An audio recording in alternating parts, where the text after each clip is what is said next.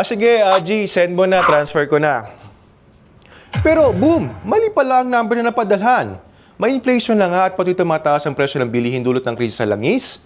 Ang pinaghirapan mong pera, napunta lang sa hindi mo naman knows. Ano nga ba ang dapat gawin?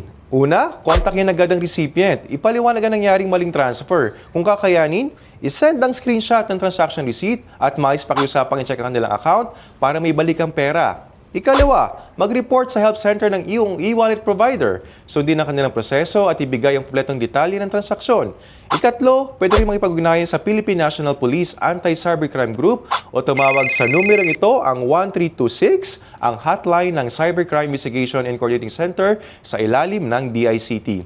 Ang perang hindi dapat sa'yo, dapat binabalik, di ba? Siyempre, walang gusto mabiktima. At sabi nga din nila, digital na ang karma.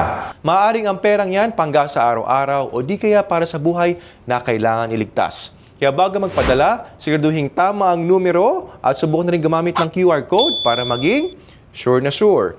Sa panahong mabilis kumalat ang fake news at disinformation lalo sa social media, ang pagkawala ng tiwala sa totohanan ay hindi lang dudulot ng kalituhan, kundi maaari din magdulot ng tunay na pinsala.